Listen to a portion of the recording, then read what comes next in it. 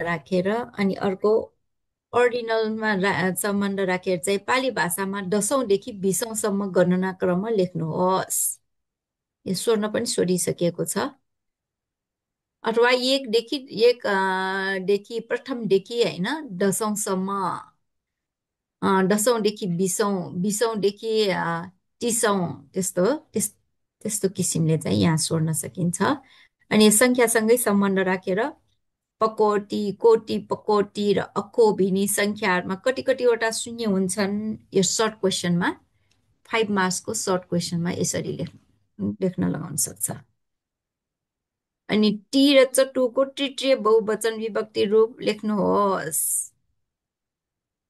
अथवा अरू अरू शब्दहरू पनि होइन, एक शब्द, पञ्च शब्द, जुनसुकै शब्द पनि हुन सक्छ, संख्या शब्द, त्यसको चाहिँ यो विभक्ति रूप चलाउने, यस्तो किसिमको यो संख्यामा क्वेसन सोध्न सक्छ।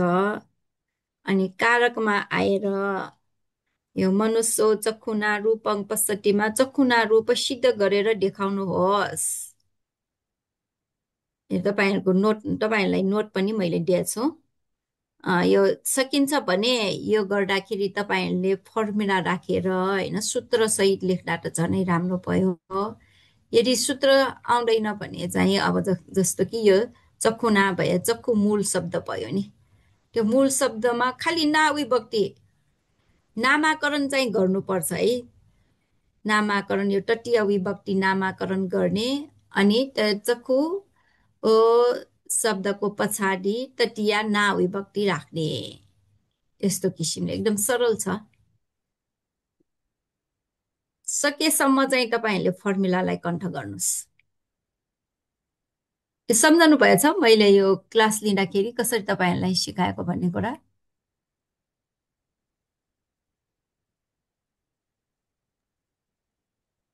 यो एउटा फाइल एकचोटि म पल्टाउँछु। तृतीय विभक्ति कारक, कारक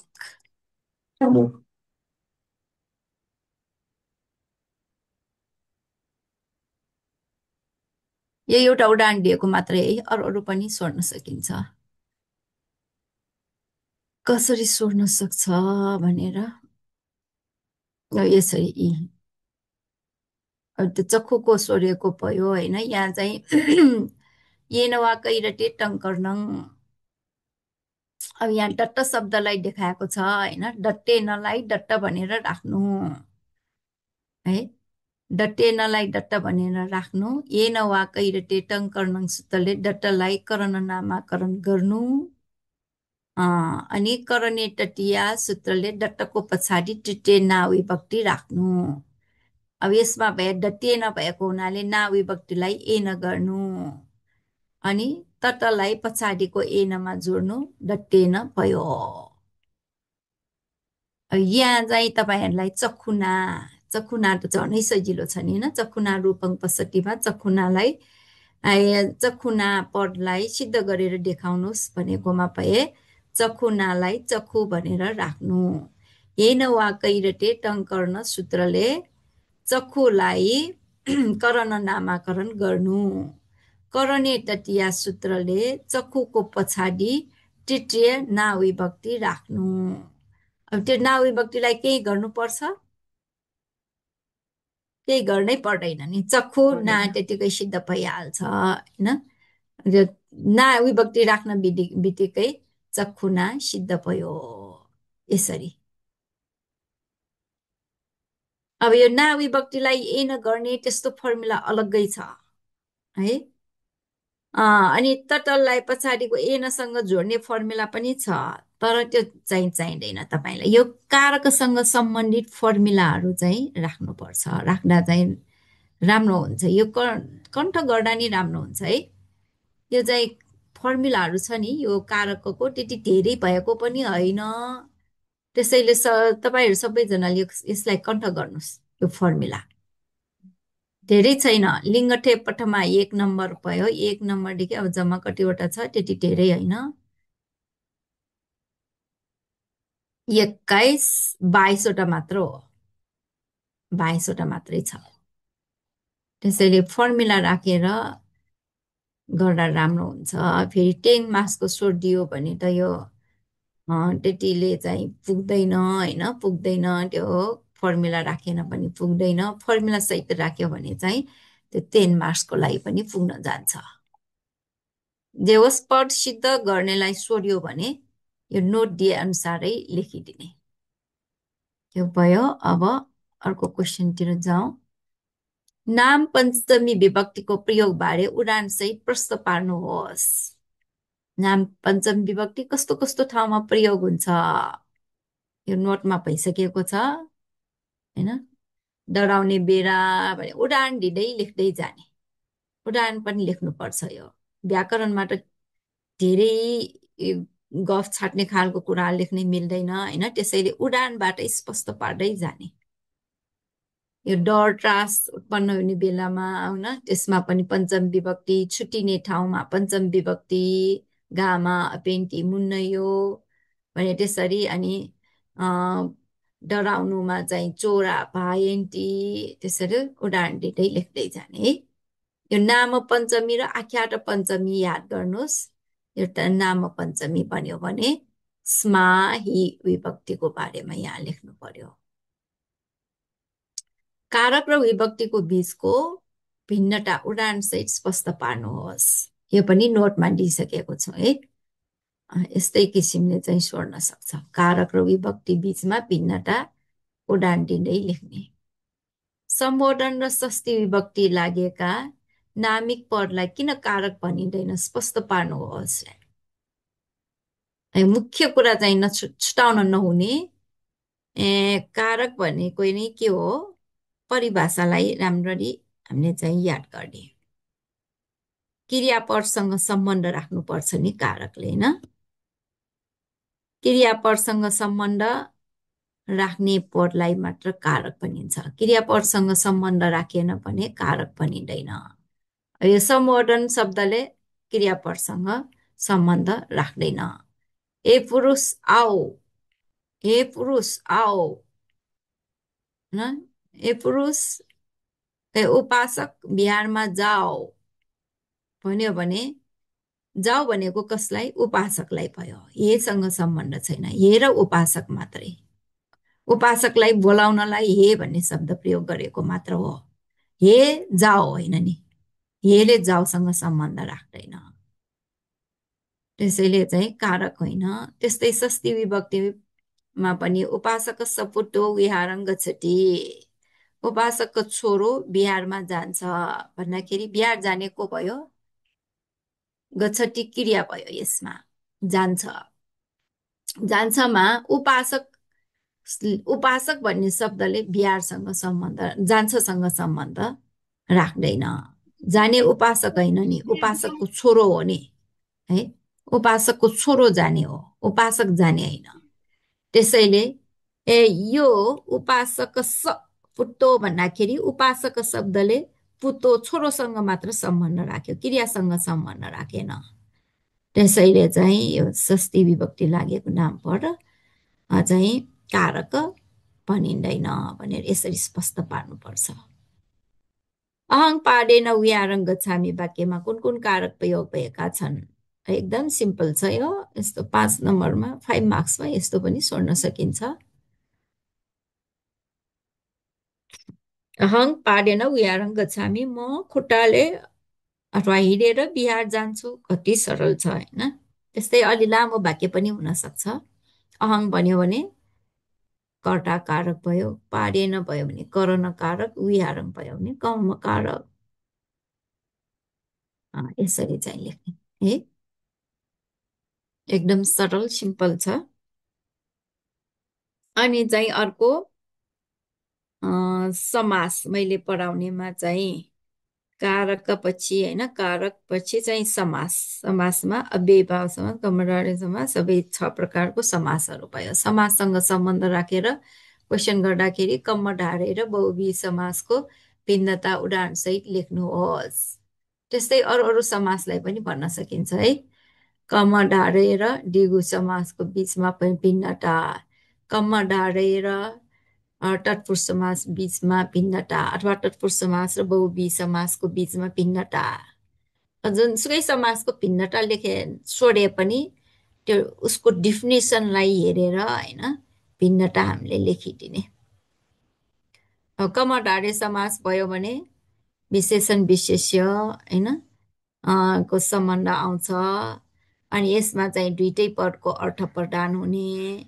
बहुवी समास भयो भने चाहिँ समास पद प्रदान नभइकन अन्य पदको अर्थ प्रदान हुने। त्यस्तो चाहिँ महत्त्वपूर्ण यो पोइन्टहरू चाहिँ छुटाउनु हुँदैन। उदाहरण दिँदै लेख्नुहोस्। अनि सताङ र मजिम पुरिसोलाई विग्रह गरी समासको नाम पनि लेख्नुहोस्। विग्रह भनेको समास गरेर समास गर्ने होइन कि यसलाई अब छुटाउने है। विग्रह भनेको सट्टाहङ भयो भने यसलाई सट्टङ सट्ट हानि सट्टाहङ भने तपाईँले सट्ट हानि भनेर लेख्नु पर्यो। यो लिङ्ग चाहिँ थाहा पाउनुपर्छ है। पुल्लिङ स्त्रीलिङ नपुंसक लिङ्ग। अह भनेको नपुंसक लिङ्ग हो। 7 दिन अह भनेको दिनलाई भनेको त्यसैले त्यो अह चाहिँ नपुंसक लिङ्ग भयो। त्यसैले सत्त आहानी सत्ताहङ भनेर हामीले त्यसरी चाहिँ विग्रह गर्नुपर्ने हुन्छ। सट्टा आहानी। अनि मजिमा पुरिसो एउटा सजिलो छ। कर्मधारय समास भएको हुनाले होइन मजिमो पुरिसो मजिमा पुरिसो तपाईँले मजिमो पुरिसो भनेर लेख्नु पर्यो। सत्ताहङमा चाहिँ सत्त आहानी। समाजको नाम पनि लेख्नुहोस् भनेपछि अब सट्टाङ भन्यो भने के भयो? कुन समास भयो? आँखा चिम्लेर भन्न सकिने समास हो यो। संख्या अगाडि भयो भने कुन समास हुन्छ? बहु हो गुरुमा। बहु। बहु बहुवी भनेको र अन्य पदको अर्थ प्रदान हुने समास। बिर्सिसकेको पढ्नै पर्छ। गुरुमा यो त दिगु चाहिँ समास यो दिगु समास होइन दिगु दिगो समास नि। संख्या अगाडि भयो भने दिगो समास सहिलो छ। मजिम पुरुषो कर्मधारय समास है। कर्मधारय यो त 5 मार्क्सको सोध्न सकिन्छ। यस्तो चाहिँ 5 मार्क्सको यो 5 मार्क्सको क्वेसन चाहिँ 6वटा सोध्छ। 6वटामा चाहिँ 4वटा गर्ने। 4वटा मात्र गरे पुग्छ। अब यहाँ अर्कोमा बुढेन पासितो यहाँ चाहिँ समास गरेर देखाएको समास विग्रह गरेर देखायो। अब तपाईँहरूले चाहिँ यसलाई समास गर्नुपर्ने हुन्छ। चट्टारी सज्जानी विग्रहलाई समास गरी समासको नाम पनि लेख्नुहोस्। बुढेन पासितो अघि तत्पुरुष समासको डान्डिना पनि थियो नि है। बुढेन पासितो बुद्ध भाषितो चतारी सचानी चटु सत्सङ। अब के भयो? यो समासको नाम के भयो? अब बुद्ध भाषितो भन्दाखेरि तटीय तत्पुरुष समास होइन। चट्टारी सचानी यो पनि संख्या अगाडि आएकोले दिगो समास। एकदम सरल छ, सजिलो छ। यस्तो त छुटाउनु हुँदैन है।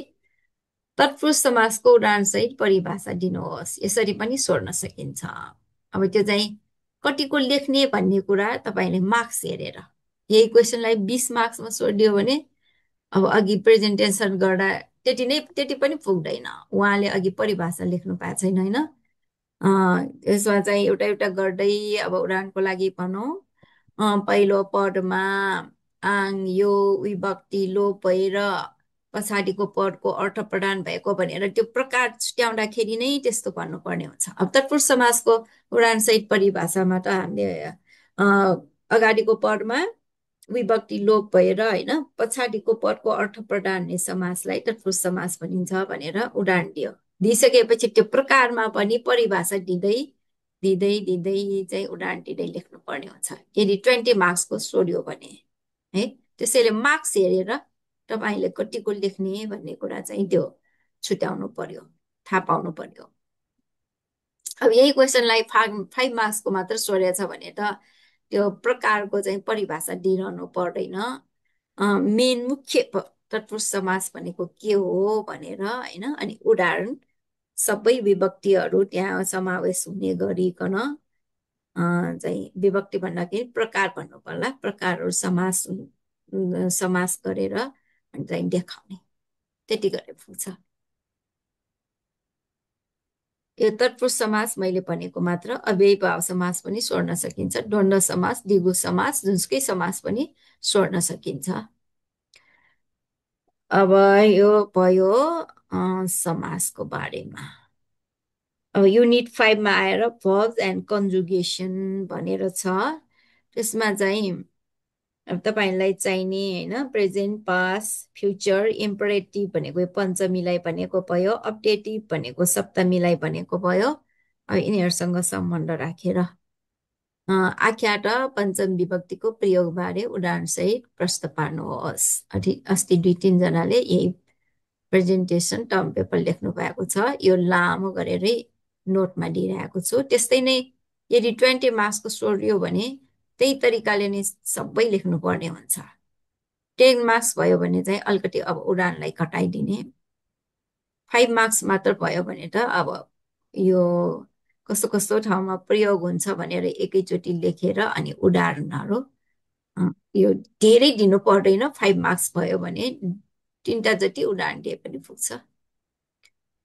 आख्या र सप्तमी विभक्ति कस्ता ठाउँहरूमा प्रयोग हुन्छ, उदाहरणसहित लेख्नुहोस्। यो पनि त्यस्तै है, परिकल्पना गर्ने त्यस्तो अर्थमा प्रयोग हुन्छ नि, तर पञ्चम विभक्ति जस्तो यो लामो छैन, पनि उदाहरण दिँदै लेख्ने।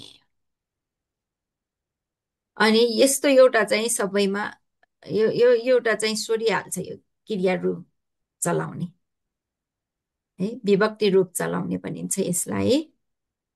अनि यहाँ परस्थ पद भन्ने शब्द प्रयोग गरिरहेको हुन्छ, तर केही छैन, यो हामीले जसरी रूप चलाउँदै आएको हो त्यसैलाई नै भनेको हो। परस्थ पद र अतनो पद भनेर छ। अहिले तपाईँहरूलाई पढाएको परस्थ पद मात्र हो, अटनो पद होइन, त्यो पढाउनु पर्दैन। अटनो पद पर्दैन, परस्थ पद मात्रै। त्यसैले सोद्धाखेरि सबैमा परस्थ पद नै सोध्न सकिन्छ। उदाहरणको लागि पच धातु भविष्यकाल परस्थ पदको रूप चलाउनुहोस्। त्यस्तै गमु धातु पनि सोध्न सकिन्छ, आफू बहर धातु पनि सोध्न सकिन्छ, आफू ब गमु धातु पनि सोध्न सकिन्छ होइन, यो उदाहरण मात्रै हो। आफू ब गमु धातु वर्तमान काल परस्थ पद रूप चलाउनुहोस्। अब यो प्रेजेन्ट टेन्सको भयो भने यसरी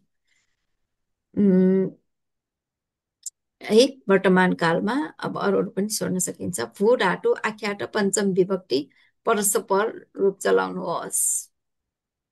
भवतु भवन्तुलाई भनेको यो, भवतु भवन्तु, भवाई भवत, भवामी भवाम, अथवा हु धातु आख्या पञ्चम विभक्ति परस्थ पद रूप चलाउनुहोस्। पच धातु आख्या र पञ्चम विभक्ति परस्थ पद रूप चलाउनुहोस् है। वस धातु अतीतकाल परस्थ पद रूप चलाउनुहोस्।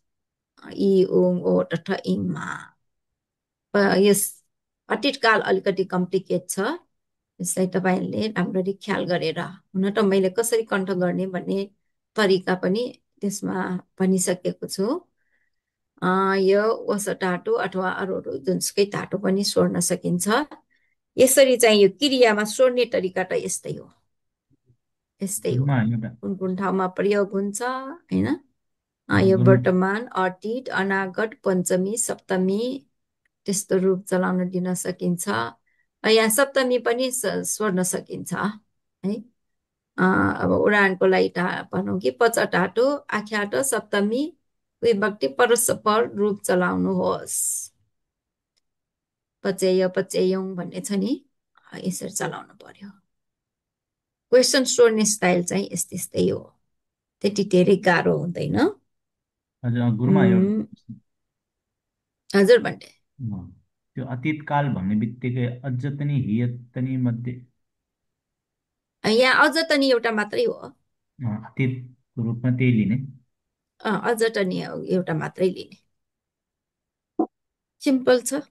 वर्तमानमा पनि सिम्पल प्रेजेन्ट टेन्स मात्रै हो, टी अन्टी सिठ मिम है।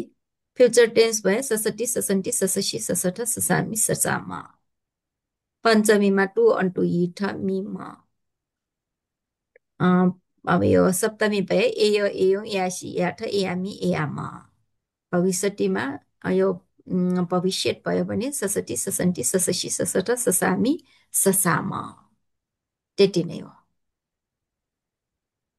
केही प्रश्न छ? यो क्वेसन सोध्ने स्टाइल चाहिँ यस्तै, मोडल क्वेसन यस्तै। पुरानो क्वेसनहरू पनि एकचोटि हेर्नुहोस् त तपाईँहरूले,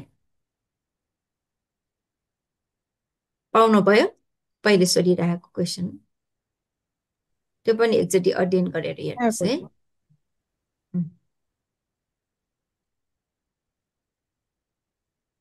कण्ठ गर्नुपर्नेलाई चाहिँ कण्ठ गर्नुपर्छ होइन। यो पालि ग्रामर भनेकोमा चाहिँ अलिकति यो सूत्रहरू भनेको भयो, त्यस्तै रूप चलाउने, तिनीहरू चाहिँ कण्ठ नै गर्नुपर्छ। जुनसुकै व्याकरणमा पनि त्यस्तै हो, नेपालीमा पनि अब इङ्ग्लिसमा पनि त्यस्तै त हो नि।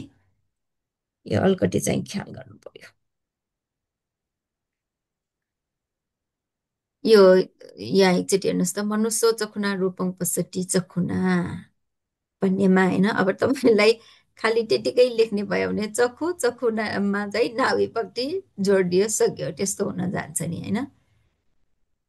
यो त एकदम सरल भयो, तर फर्मुला पनि राखिदियो भने चाहिँ यो विस्तृत हुन जान्छ है। यस्तै प्रकारले अरू अरू पनि अब सोड्न सकिन्छ हाम्रो उसमा, कारकमा। अब उदाहरणको लागि भनौँ कि समनस्स है, समनस्स समनस्स पढ सिद्ध गरेर देखाउनुहोस् भन्यो भने समनस्सलाई समन भनेर राख्नु। यस धातु कामो रोचते धारयते वा तं सम्पदानं भन्ने सूत्रले समनलाई सम्प्रदान नामाकरण गर्नु। पहिले एकचोटि नामाकरण गर्नुपर्छ, नामाकरण गरिसकेपछि मात्र होइन। अनि सम्पदाने चतुर्थी, कारक नामाकरण गरेपछि मात्र अनि विभक्ति लाग्छ नि, त्यसैले नामाकरण पहिले आउँछ है। अनि पछि सम्पदाने चतुर्थी सूत्रले समनको पछाडि चतुर्थी एक वचन सविभक्ति राख्नु। सम न स भयो, तर स एउटा त छ। अब यो फर्मुला छ, त्यसमा सागमो से भनेर सूत्र छ, फर्मुला छ, तर तपाईँहरूलाई त्यो चाहिँदैन। त्यसैले नचाहिने भएको हुनाले स आउनु भनिदिने पुग्यो। त्यो फर्मुला थाहा नभएकोलाई स आउनु, कारकको फर्मुला चाहिँ लेख्नै पर्छ। यस डाटो काम रोजते धारटे वा टङ सम्पदानङ भनेको कारकको फर्मुला भयो, सम्पदाने चतुर्थी कारकको भयो होइन। नाउ स आउने भनेको चाहिँ त्यो नाम पदहरूको। तपाईँहरूलाई विमला ज्ञान गुरुमाले यो फर्मुला सहित पढाएको छ, स आउने सूत्र त्यस्तो पढाउनु भएको छ? छैन होला। छैन भने चाहिँ स आउनु मात्रै भनिदिने है। स आउनु भनेर अनि त्यो समन स भइराखेकोमा यो हाफ सलाई, हाफ स भनेको मतलब स्वर नभएको सलाई चाहिँ जोडिदिने। जोडिदियो भने समनस्स सिद्ध भयो, यसरी गरिदिने है। अर्को अब अपादानको पनि एउटा गरेर देखाउँछु। अब चोरा भनौँ न होइन, चोरा चोरा भयङ जायते वाक्यमा चोरा शब्दलाई सिद्ध गरेर देखाउनुहोस् भन्यो भने चोरालाई चोर भनेर राख्नु। मूल शब्द चोर भयो नि, चोर भनेर राख्नु। यसमा डपेटी भयामा डटे वा टड अपादान सूत्रले चोरलाई अपादान नाम दिनु। यो नामाकरण गरेको सूत्र भयो। अनि अपादान नाम दिइसकेपछि अपादाने पञ्चमी भनेर पञ्चमी विभक्ति राख्न मिल्यो नि। अनि अपादाने पञ्चमी सूत्रले चोरको पछाडि एक वचन स्मा विभक्ति राख्नु है। अब के भयो, चोर समा भयो, तर यहाँ चाहिँ के शब्द छ, चोरा छ। चोरा स्मा भइरहेछ, चोरा भएको छैन। त्यसैले स्मालाई आ गर्नु है, त्यो भन्नुपर्छ है। स्मालाई आ गर्नु। अब के भयो, चोर आ, चोर आ भइरहेछ। अब त्यहाँ सन्धि आउनु पर्यो है, सन्धि आउनु पर्यो। त्यसैले अब के गर्ने भन्दाखेरि स्मालाई आ गरिसकेपछि अब त्यहाँ चाहिँ स्वर सन्धि गरिदिने होइन। पछाडिको आ स्वरको कारणले गर्दाखेरि र स्वरलाई लोप गरिदिने अनि स्वर नभएको रलाई पछाडिको आसँग जोडिदिँदा चोरा भनेर हुन जान्छ। अनि चोरस चोरा भन्ने भट सिद्ध भयो भनेर त्यसरी देखाउने है। देखाउने अब अर्को चाहिँ अब उडानको लागि पञ्चम विभक्तिको उदाहरण दिएँ। अब छठी विभक्तिको एउटा उदाहरण दिउँ। छठीमा कुन चाहिँ दिउँ उदाहरण? भिखुनो भिखुनो भिखुनो टस्स भिखुनोपट्टि वेसो वाक्यमा भिखुनो पद सिद्ध गरेर देखाउनुहोस्। भिखुनोलाई भिखु भनेर राख्नु। यस वा परिगो टङसामी भन्ने सूत्रले हाम्रो यो उसको सूत्र भयो होइन, यो कारकसँग सम्बन्धित सूत्रले चाहिँ भिखुलाई सामी नाम दिनु। यो स्वामित्व देखाउने भयो नि, यो त्यसैले सामी नाम दिनु। अनि पछि के भयो? सामिस्मिङ छठी सूत्रले भिखुको पछाडि छठी एक वचन सविभक्ति राख्नु। अब भिखु र स भयो है, भिखु स भइरहेछ, पुरा भए छैन। हामीलाई चाहिने भिखु नो हो, नो भए छैन। अनि आएर चाहिँ अब नो कसरी हुन्छ? त्यही सविभक्तिलाई चाहिँ नो गरिदिने। सविभक्तिलाई नो गर्नु। नो गरिदियो भने यहाँ चाहिँ केही सन्धि गरिराख्नु पर्दैन, त्यही नो थपिदिँदा नि भिखु नो भनेर हुन जान्छ। भिखुनो शब्द सिद्ध भयो, यति गरे पुग्छ है। भिखुनोलाई भिखु भनेर राख्नु। यस वा परिगो टङसामी सूत्रले भिखुलाई सामी नाम दिनु। अनि सामिस्मिङ छठी सूत्रले भिखुको पछाडि छठी एक वचन सविभक्ति राख्नु। अनि सविभक्तिलाई नो गर्नु, भिखुनो सिद्ध भयो। यसरी गरेर देखाउनु भयो। अब सप्तमीको पनि एउटा उदाहरण दिन्छु। सप्तमीमा के भनौँ भन्दाखेरि सप्तमीमा पापस्मिङ ल पापस्मिङ रमती मनो, पापस्मिङ रमती मनो, मन पापमा रमाउँछ। यस वाक्यमा पापस्मिङ पर सिद्ध गरेर देखाउनुहोस्। यो सजिलो छ है, धेरै नै सजिलो भयो। ल पहिलो त्यही पनि गरेर देखाउँछु। पापस्मिङलाई पाप भनेर राख्नु। यो धारो टामोकास सूत्रले पापलाई ओकास नाम दिनु। अनि ओकासे सप्तमी सूत्रले पापको पछाडि सप्तमी एक वचन स्मिङ विभक्ति राख्नु। पाप र स्मिङ भएपछि पाप स्मिङ सिद्ध भयो, सजिलै भयो है। अब चाहिँ यो स्मिङलाई ए गर्ने एउटा उदाहरण आरामे भनौँ न है। अघि स्मिङ विभक्ति मात्रै राखे पनि पर सिद्ध हुने भयो, धेरै नै सजिलो।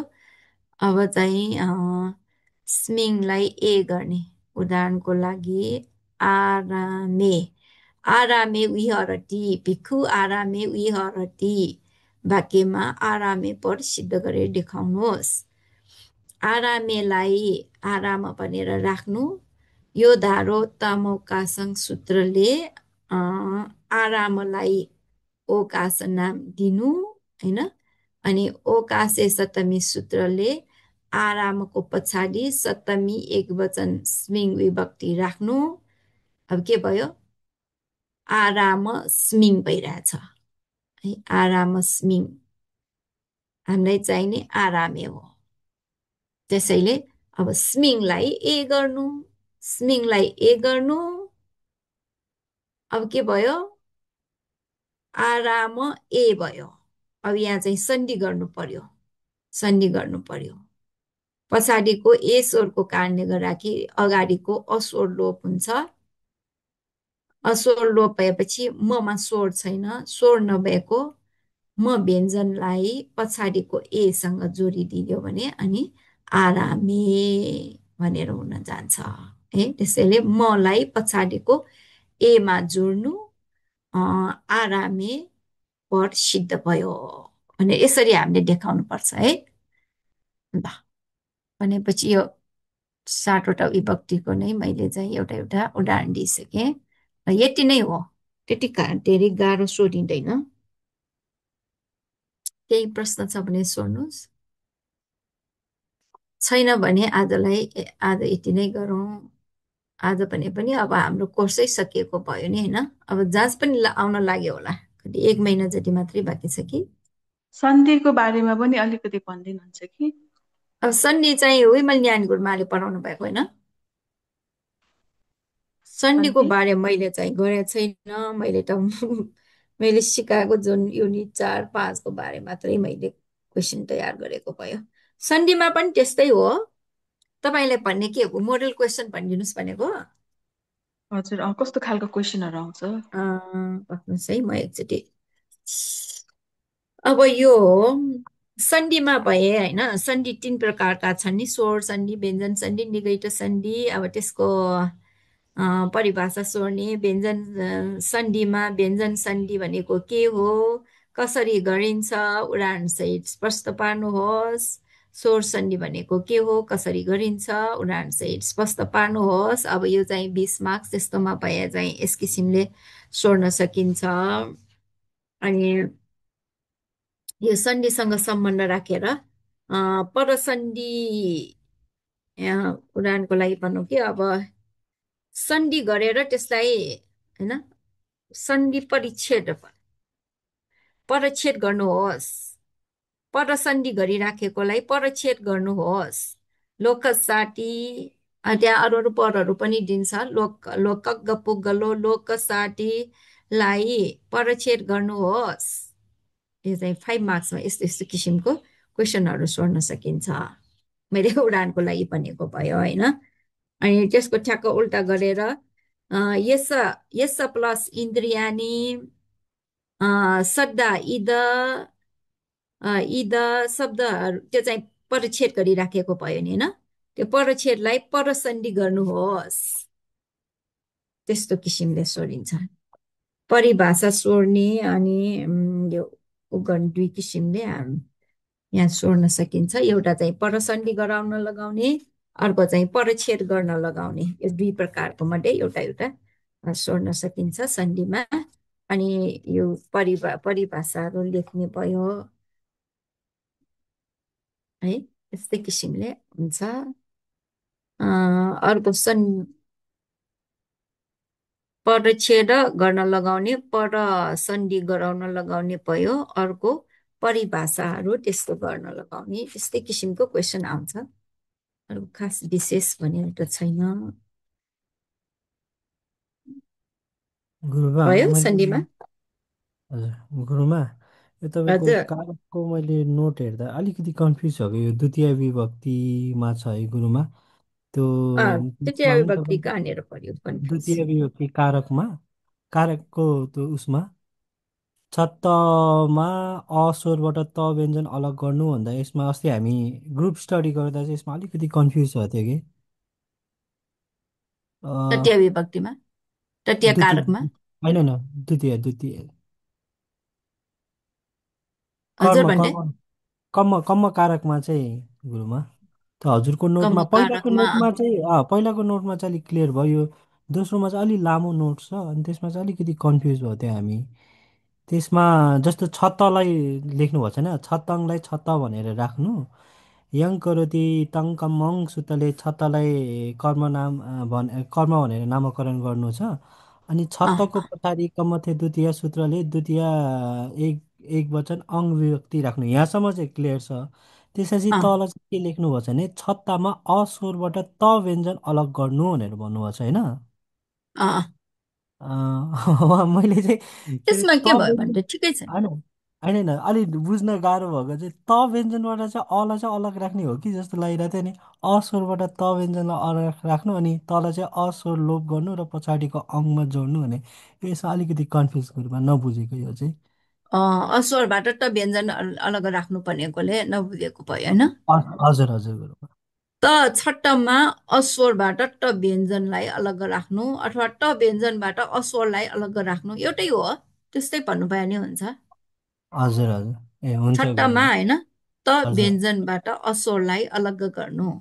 हजुर तर चाहिँ फर्मुला अनुसार चाहिँ खास यस्तै हो।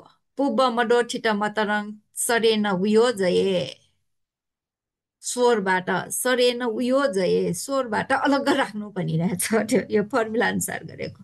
ए यो हजुर हजुर पुब्बो ठिट मटिरङ सरेन उयो जये भनेर एउटा चाहिँ फर्मुला छ है। यो चाहिँ त्यो अनुसार चाहिँ भएको हो, तर केही फरक छैन, जे होस् स्वरलाई अलग राख्नु पर्ने भयो। हुन्छ त्यही गुरुमा। हो। अनि हजुरले चाहिँ प्राय माथि चाहिँ एक वचनको मात्रै दिनुभएको छ नि, बहुवचनको पनि त्यही हो, यही अनुसार त हो होला नि। बहुवचन पनि त्यस्तै हो भन्ने, हुन्छ केही हस् फरक छैन। हस् अँ, अरू केही क्वेसन छ भने सोध्नुहोस्।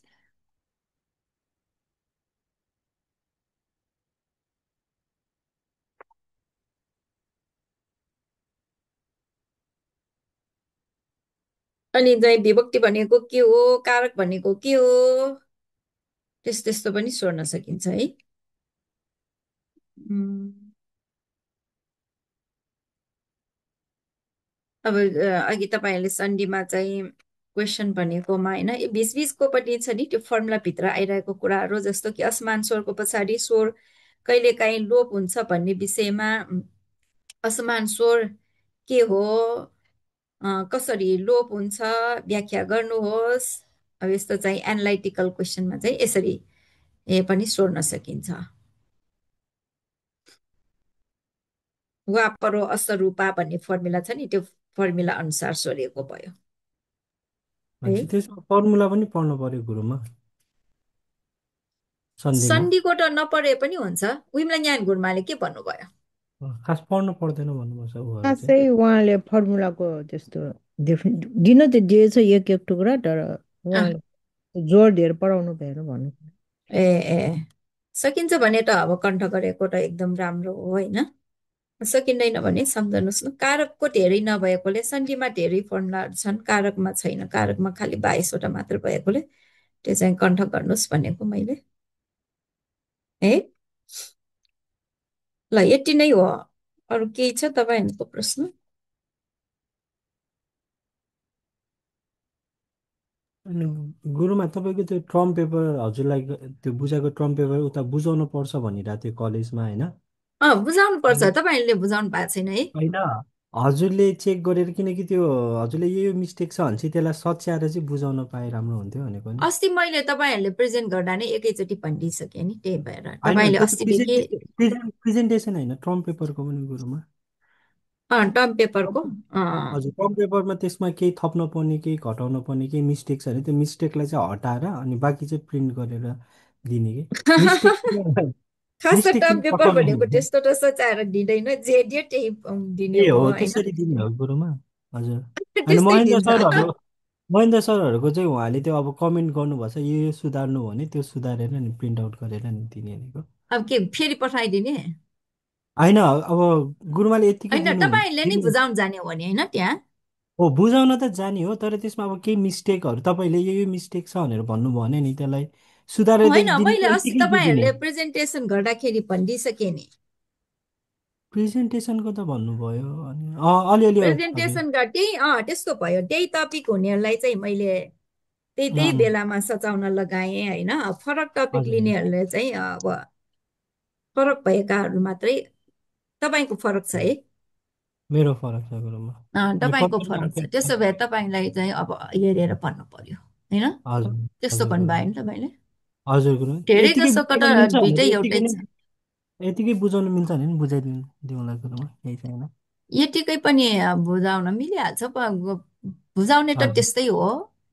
ए हुन्छ गुरुमा बुझाइदिन्छु नि। यो अब बिमला तपाईँले नानी ऊ गर्न गुरुमाको चाहनुहुन्छ होइन भने म अहिले हेरिदिन्छु नि।